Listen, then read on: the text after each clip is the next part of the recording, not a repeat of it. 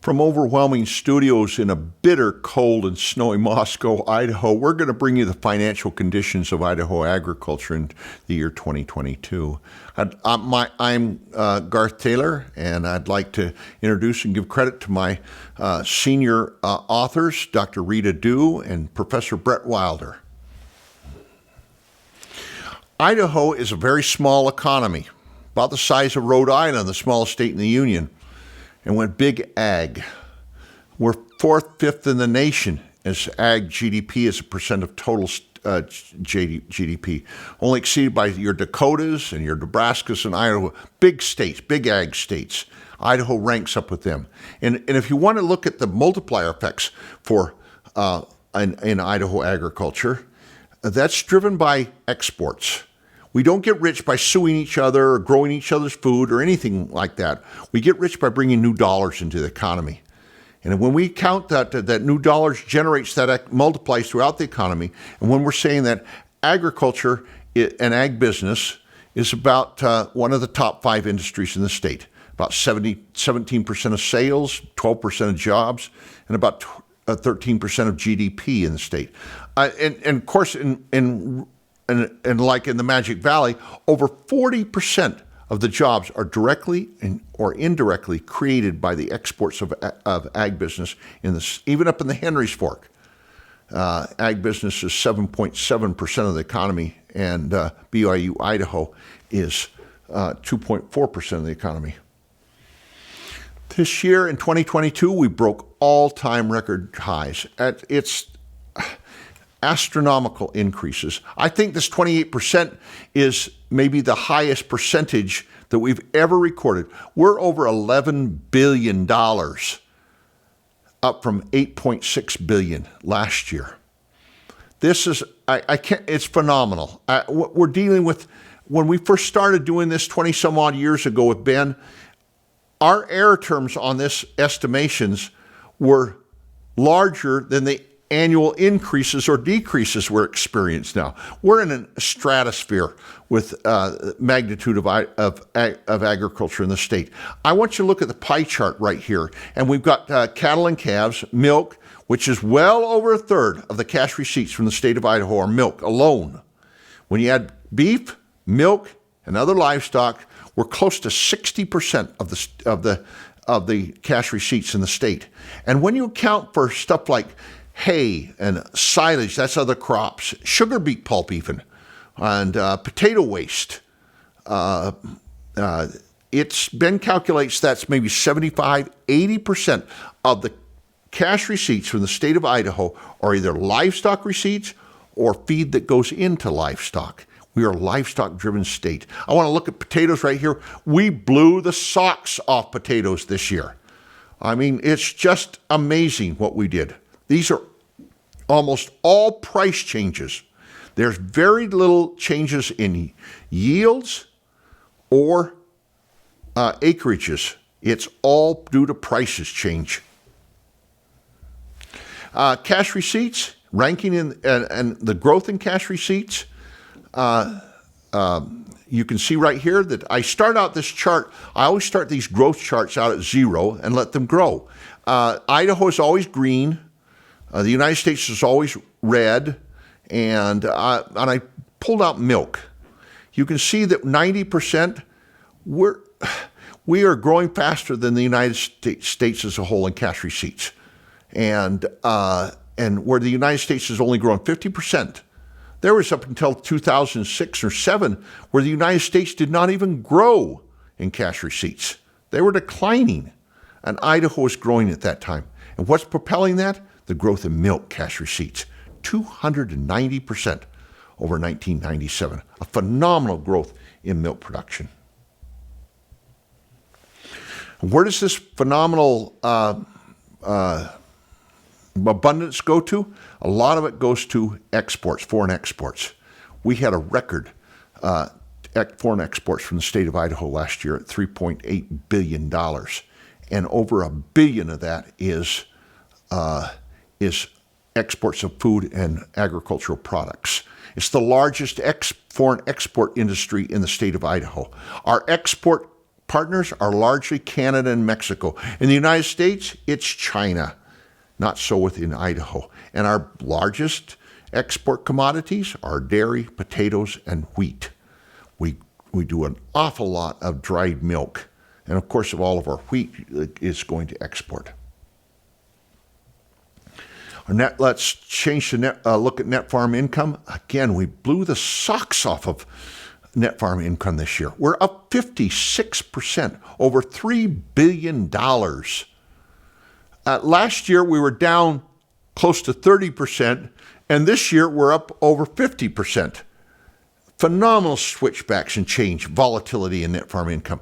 I want you to notice our direct payments are down. Your fertilizer is up 47%, pesticides 36%, labor 7%, and interest rates are. Notice the magnitude on that: $1 billion on fertilizer, $500 million on interest. And but the one I really want to highlight in yellow there is our feed prices, up almost $2 billion in cost. Now feed is a different category than any agriculture performs this way. When a farmer out there, an alfalfa farmer, when their net income prices go up, the dairy farmer, their net income goes down. And vice versa. There's a teeter-totter effect. So it's a stabilizing effect within agriculture itself. There's no other industry that buys from itself with the extent that agriculture does, which creates a very stabilizing effect on rural communities. Government payments, as I mentioned, are down to 185. That may be revised lower a little bit.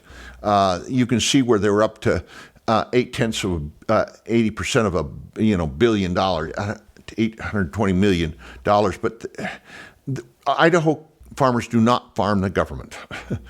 And this year's decline, and all of that is all of the COVID and the Trump payments for adjustment for slapping tariffs on farmers and everything that's going. The 185 will be principally some indemnity payments. Probably mostly of that's composed by CRP, which is a very stable component of the government payments. But you can see that it's minuscule compared to $11 billion. And Idaho, the real farm income, inflation adjusted, I always put Idaho in green and the U.S. in red. But the first thing I want you to notice in this chart is the volatility in net farm income. It has the ups and downs, 30% down, 50% up.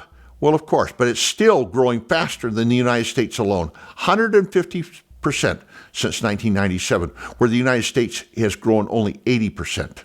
There are some years back in there. There was a lot of years back in there where that growth rate was below zero. In other words, net farm income growth was declining in the state of Idaho. That has never in the U.S. That has never occurred in Idaho. It's always growing faster than even with the volatility. It's growing faster than the United States. I want to compare agriculture in Idaho, the contribution of agriculture in the state of Idaho and the economy with the United States. And what I do is the broadest measure. That's GDP, gross domestic product, or you can call it value added. It's the broadest measure of prosperity and wealth that we have in the economy.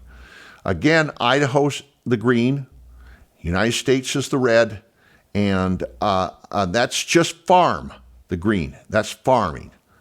And the blue is your Chobanis, your Simplots, food manufacturing. You can see right here that it's down this year because of GDP, because last year's net farm income. It will zoom back up. This only goes up to 2021. And so it will zoom back up and increase above there. It's volatile, but it will increase there. It is always growing faster than farm GDP in the United States. And it's growing far faster than manufacturing, food manufacturing. It wasn't until 06 or 07 that food manufacturing got up, that was growing. It was a declining industry in the state of Idaho. It's been tearing up against since about 2017. It's been growing considerably, but it was not. It was a declining industry in the state of Idaho. I want to compare GDP, farm GDP, not the simplots or the processing, but just simply farm GDP with our neighbors of Oregon and Washington. The orange is the color of the beavers, Oregon State, and you can see that it's since 1997, it has grown nothing. It has flatlined. It's been up, it's been down, but it's down. And Washington, the state of Washington, it's been growing, but it's over 1997, it's down to 40%. It's only grown 40% in those years. And Idaho, there you see that 70% again. Those numbers will trend up again, but you can see the relative growth of those. You can see that Idaho is always outstrips Washington and Oregon. Now, the reason why this is you're going to say, because Idaho is Republican. The reason why this is because the nature of agriculture in Oregon in particular is not the one that lends itself to large farms. GDP growth is largely driven by technology changes and economies of scale. We have 20 dairies in the state of Idaho that produce over half the milk in the state of Idaho. Huge economies of scale. 90 dairies, less than 90, produce over 90% of the milk. That is reflected in GDP numbers. It's efficiency and economies of scale. And that's where Idaho agriculture excels, because it's a large part of its dairy industry. And you cannot increase hazelnuts and cranberries and those other small industries. The other thing that I would really like to mention with this type of thing, I really think when you talk with this the climate that the pro-ag climate that we have in the state of Idaho, that allows the lack of regulations and allows dairies to increase in size like this, and to grow to feed the world. And it's the lack of all of the legislation and regulations that exist in the state of Oregon. It's hard reading the Capital Press in a week and not finding some article in there that's bashing ag in Oregon.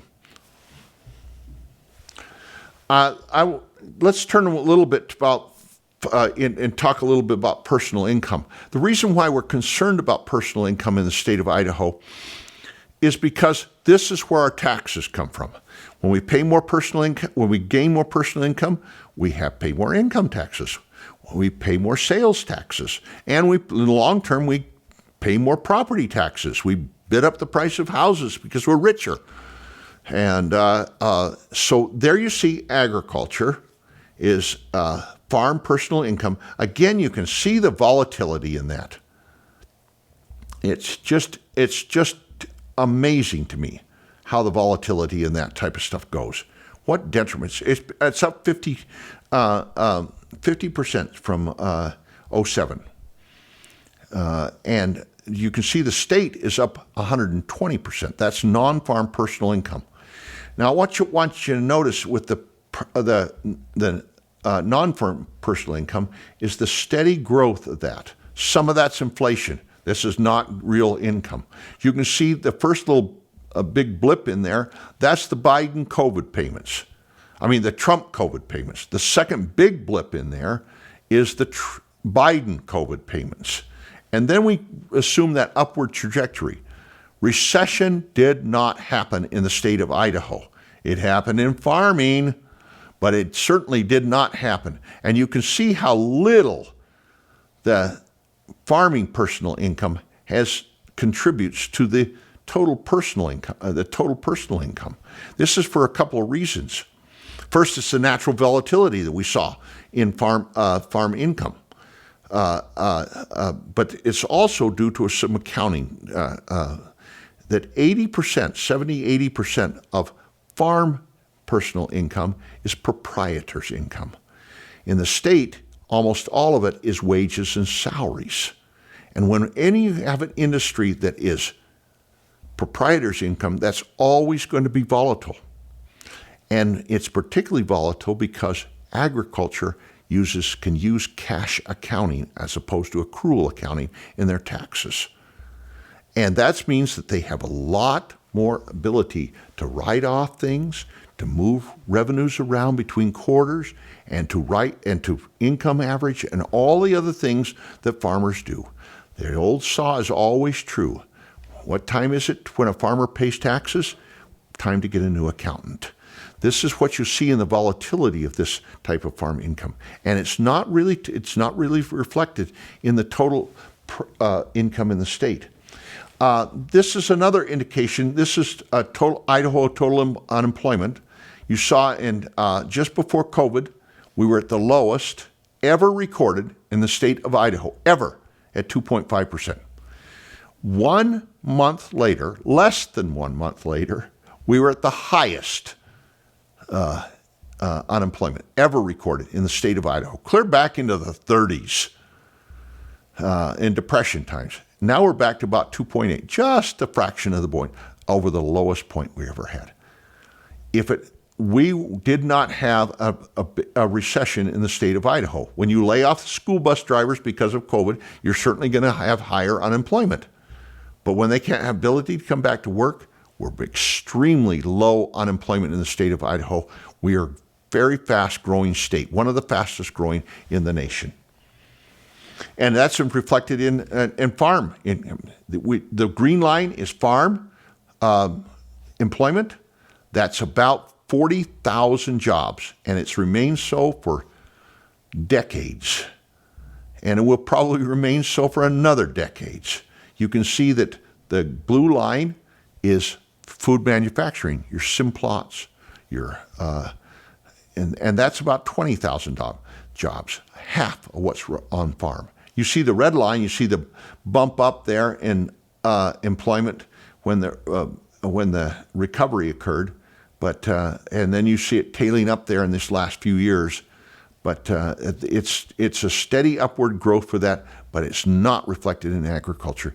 These are, again, this is reflecting that efficiency that's reflected in GDP, is that we get more from less labor, and a huge major in efficiency.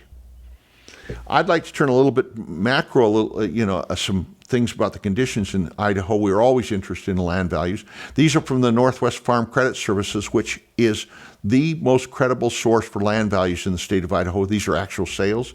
Magic Valley is close to $8,000 per acre, the current sales. These are measuring actual sales. In the Treasure Valley, it's close to $30,000 for an acre of farmland. Of course, this has a lot of development type of thing in it, but it's hugely up. And I'd like to end with a note. We've been doing there is no good measures of solvency or debt or bankruptcy that's available for the state of Idaho. There's just not. We can cite some national statistics. They have nothing to do with Idaho, not a thing. So Brett and I have been doing a little informal survey, talking with lenders, bankers around, and ag lenders. We have not found a single case of distressed loans in all of the people we have talked with. And so we have very clean balance sheets in Idaho. One of the bankers said to me, why do they need a loan when they're getting $25 a hundredweight for spuds? And we're not been able to lend money. So we're in very good financial condition for the state of Idaho, and we hope we keep that debt ratios low. The outlook for 2023, drought, inflation, some of your leading indicators are very strong. Your land prices are strong. Export strength is strong, despite a very strong dollar, which should be flattening our exports. It is not. Drought we had a terrible drought this last year, and you see that in Idaho, and you see the gross going out, breaking new records. As an anecdote about this, California has, there were some forecasts that their cash receipts will be down $1.7 billion this last year, but put that in context as well over $50 billion in cash receipts, so less than 2% drop because of the drought. That's supposed to be over a 1,000-year drought in California. USDA is expecting dairy prices, which we're always concerned with. Prices will be down by 3% in 2023, and production will be flat. So we've got to be, so there's some concerns about our stellar economy. I think that wraps it up about anything, and sure, thank you for inviting me back again this year, and we'll hopefully see you again next year.